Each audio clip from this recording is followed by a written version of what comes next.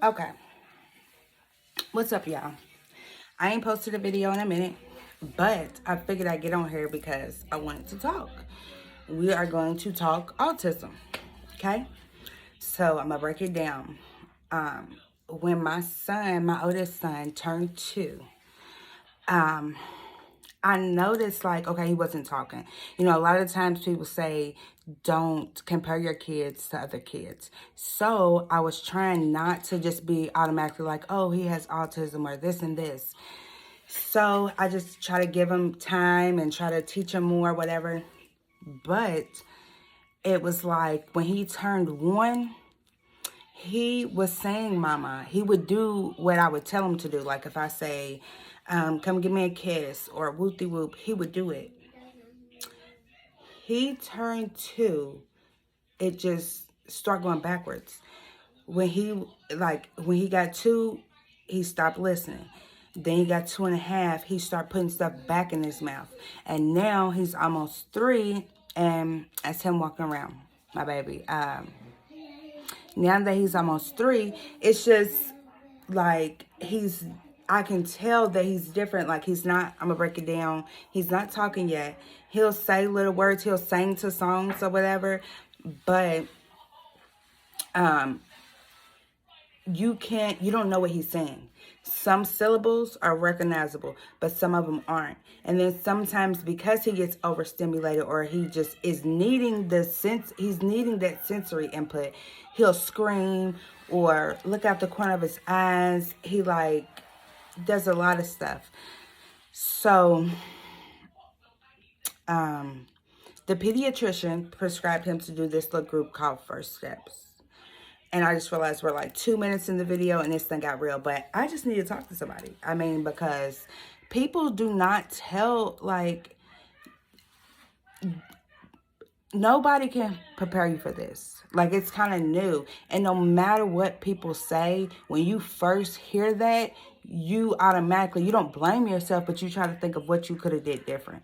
Or, like, is there something you could have did? And it's nothing. Like, and then his first year, I couldn't even notice it because he was doing good. And that's what's so weird. After we hit that year mark, switch. I thought it was because maybe he's 2, he ain't listening. But then it would be when like some kids, when they recognize like, oh, this may hurt, so I'm not going to do this. Or they know like, if I do this, I'm going to hit my head or like it's going to hurt. He has not got there yet. And that's what was really bugging me because he was doing so much like, not dangerous stuff, but he likes to run and jump and climb up here. And I just was like, something is saying, like something's going on. So the school system tested him. And they did an evaluation because he's delayed, and they say he could start school at 3. So their diagnosis was the autism disorder, and they put something about sensory, and I'm not for sure because I don't know, and I gotta look it up. I'm seeing a lot of stuff about like autism and sensory, so I don't know if that's together, if it's 2 different things. Because I've heard of some kids just having a sensory disorder, but they don't have autism. So I still got to get him medically tested. He's on the waiting list. But where I live at, it's bullshit because it's a 6 month to a year waiting list. I had his pediatrician refer him. So I'm thinking I'm on the waiting list for 7 months. When I called them to ask why I haven't got an appointment, because it's now been 6 months, somebody should have followed up with me. If it's been 6 months and I know y'all behind, somebody would have followed up and said, we're waiting to schedule you. She tells me that there was something wrong with the referral that the pediatrician sent. And so this whole time I was thinking I was on the wait list, I wasn't. And because when he turns 3, he'll graduate out of the program he's in, I'm going to stop getting all the help that I'm getting in the physical therapy. I mean, not the physical, the speech therapy, occupational therapy. That's going to stop. And I can't afford it right now, honestly, because I'm a whole single mom. It's just me and him and then his little brother that's 6 months. And I'm trying to work myself. Okay, work from home right now. Because I have my cosmetology license, but I had to stop doing hair because I didn't have a babysitter. My parents used to watch just CJ by himself, but my mom had me at 40. So I'm 27. She is 67. So, and my dad's 68 or 69, and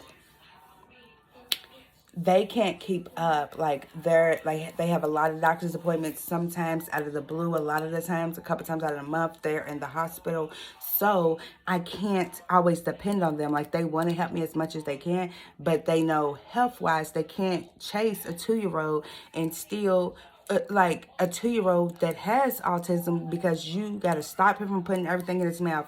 He will keep running and won't know he's going to run into a wall. So you have to constantly be looking after him, and then maintain the 6-month-old. So they can't help me no more. So I'm trying to find daycare and school and all of this, and it's all coming on me, and I just really don't know how to deal with it.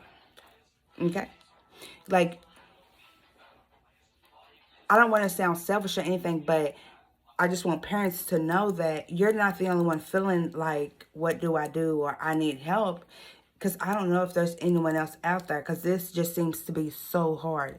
While CJ's on the medical waiting list, get it out your mouth. That's what I mean. We start putting stuff back in our mouth. Like, he loves to feel it first. And after he does this for 30 minutes, he'll start eating on it. He never swallows anything. He just likes to put it in his mouth. So I got to order him some teethers. But it's just a lot. They never talk about the stress that the parents go through. And I could only imagine, like, if you had help, it'll be a lot easier. But with us being on the waiting list, trying to find daycare, I got to put all this together, still work, and provide everything for them all by myself. When I tell you overwhelming, it's an understatement. I can't even process everything that be going on. Your phone's dead, booty. The phone dead. It's dead, boo. It's dead. It's dead, okay? It's dead. So, it's dead. CJ, it's dead, boo. I gotta put it on the charger. Get your toys. Get your toys. So, overwhelming. And he also has, like, they are trying to figure out if he has asthma or sleep apnea. So doctor's appointments, the JCPS appointments, the autism appointments, and my 6-month-old appointments, all by yourself, trying to work and hold it down with no babysitter. I'm with my kids 24/7. I've had one break for 12 hours within 6 months. That's it. Lose your mind. Lose it. But I'm probably finna end this because he's getting fussy because he likes to hear his music while he plays. And his phone's dead, so I'm gonna have to give him mine. But this, what is it, boo? That's how we communicate. He'll only say, when he was in the hospital and they was trying to hold him down to get oxygen on him because he needed oxygen, but he doesn't realize that the doctor's just trying to help him. He just wows out. And that's the only time he would say mama. It's like, or stop, is because, like, he's forced to. Other than that, he won't say it. And then it's like sometimes he don't know how to say it and sometimes he do. This is all brand new to me. And he's my first kid, so I'm trying to learn. I was already trying to learn, like, motherhood, it is like, it kind of just comes to you. But this doesn't come to me because I don't know how I'm supposed to teach him. And how am I supposed to stop him from doing stuff like playing with an outlet. How do you, like, discipline them? What do I say to them to get through to them? I don't know. I'm lost. But I just wanted to talk to y'all because I just want anybody to know, if they're lost too, you're not the only one. Okay? It's not a handbook right now for this. It's not a handbook. Because there could be a handbook about parenting. Yeah, you're right. It could be a handbook about how to parent your child that has autism. But there's not a handbook for the life that you live, if that makes sense. So you already have these little trials and tribulations, but when you add in your other life shit, being a single mom, trying to hold the health appointments down, because in the last 3 months, he's been hospitalized twice. One for 4 days, one for 5 days on oxygen.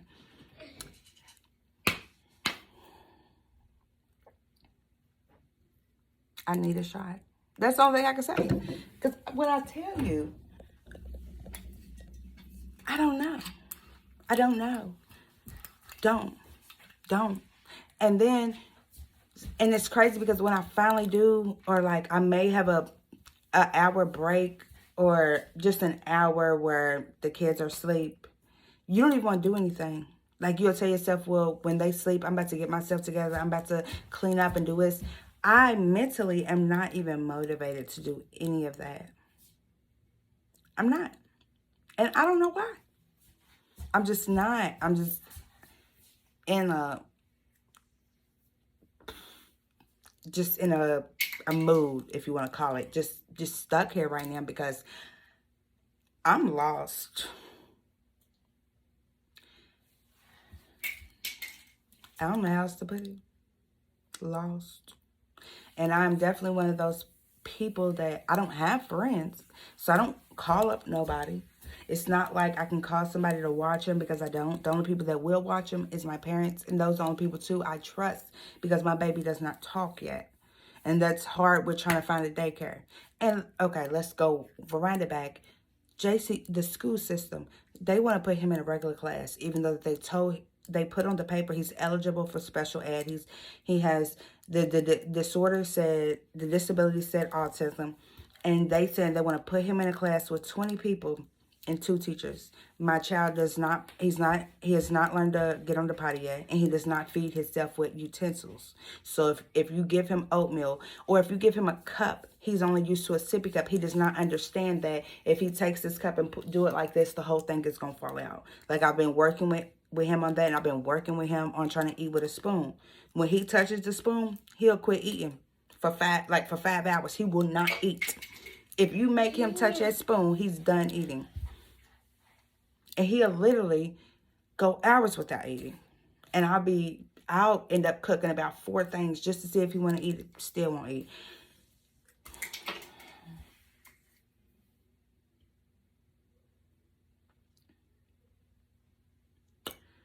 These is the parts that people don't tell you. Because motherhood is wonderful. I love my baby. He be cracking me up. I be doing the shit with him. You want to stem? You want to do this finger dance? I'm going to do it with you. But there's moments, especially when you never get a break, you need a minute to collect your thoughts. But I don't get that. And it would make it seem like, well, baby, when they're both asleep. It's hard to do. When my 6-month-old talks or make a noise, he hates it. He cries. If he's talking, he cries. If he's crying harder. So it's like, I can't let the baby make a noise. I've tried to make him understand, like, this is your brother. He's just crying or he's just talking. It does not work. He freaks out even harder. So when my 2-year-old is napping, can't let the baby talk, so I gotta constantly be doing something with him, because as soon as he get too loud, CJ gonna wake up and on butt. Then when my 6-month-old Cam go to sleep, CJ is stimming and screaming at the top of his lungs, waking him up. Then sometimes he goes nights where he'll go to bed at 9, wake up at 2 o'clock, fully charged, stay up till 8. And you know, with a newborn, what is sleep? What is sleep? Because I want to know. I ain't heard of it in a while. I don't know when the last time I slept. I wake up like I wake up still like I have never slept. Tired. Back hurting. Because either one baby want to sleep with you or the other. Ladies, don't find you a deadbeat. Oh, let me put the bottle on.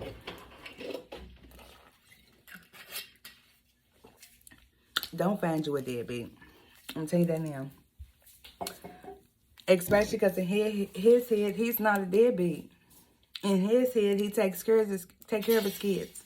And the first time CJ was ever hospitalized for 4 days, he didn't come see him at all. He watched the other kid for me for a few hours, and that was it. So, of course, I had to take the baby up there, and we all had to stay in the hospital because CJ wouldn't let doctors touch him. I had to give him the breathing treatments. Then they had to put restraints on him. That's a whole nother YouTube video. Basically, it was hell, and he wouldn't even watch the other baby. Then I'm going to have the nerve to tell me, I ain't been having a job lately. But when I get a job, I'm going to start keeping them. So what you're saying is that you have all the free time in the world, but you won't watch them. Now, when you get a job and you only have about 20 hours out of the week free time, that's when you want to watch them. Then, this is the dumbest shit I've heard. I said, will you watch Cam while I'm like, will you watch CJ or something for me? I don't remember who it was I was asking him to watch. I asked him to watch Cam, the youngest one. Will you watch him while CJ was in the hospital this last time in the beginning of October? He said, I ain't got no Wi-Fi.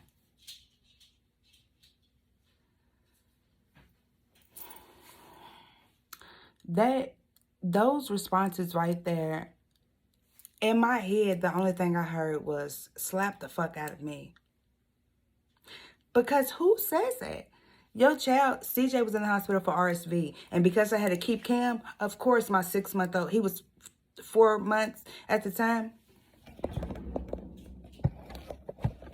Oh, because I had to fix the phone going dead. He was 4 months at the time. I had to keep him up there with me. And of course, he ended up getting RSV. Like, but you couldn't watch him because you don't have Wi-Fi. A 6-month-old don't need Wi-Fi. But because you can't pay your own bills, you can't watch it because you're going to sit there and be bored. I'm bored all the time. I can't do nothing. I can't go step out with my friends. I can barely have company or like have a guy over because I'm always with my kids and I'm not ready the first time a guy meet me for him to meet my kids. But then it's like, oh, stay up till 1 in the morning till they fall asleep because he has autism. He may not go to sleep at a regular time. He might not even have a nap and stay up 14 hours straight. Y'all, I could keep it going, but I'm going to end it. But I just want everybody to know that they're not alone. This was almost like a mental check-in. Okay? Let's talk autism mental check-in, moms. Okay, how about autism with the ... mental check-in for moms? Because we need this sometimes. I mean, if I could find a group, almost I would. But in the state that I live in, if I find a group, it's liable to be majority of people without color, which isn't a problem. But I'm not finna come in so everybody can feel bad on me because I'm the only single mom type shit. You know what I'm saying? Like, or, you know, she's the one that live in the hood. She's getting government assistance. I'm not finna join. I don't want to be in no group where I'm going to feel uncomfortable. I want to be in a group where I can feel comfortable and vulnerable enough to express to y'all what I'm going through and then get some feedback. But where I'm from, that's just not normal. The black people, the black women, they supposed to be strong, hold that shit down. If you cry, but you still suck that shit up. Listen, my vacuum's broke. I can't suck nothing else up. And with that, we're going to end it. We're going to say goodnight. And we're going to try it again in the morning. Thank you for watching. And we'll have another talk. This is my first out of many autism talks because we'll have more. As I learn, you guys will learn with me. I know this is a bad view, but I'm at my mom's house. I don't have my ring lights. I don't have nothing. But we are definitely going to get this show off the ground and get it rolling. And with that being said, CJ, you want to say bye? CJ, come here and say bye-bye. Bye. Oh, good job, boo. Good job. I am so happy. Good job. Bye-bye. You get up here and you say bye-bye because that's my baby.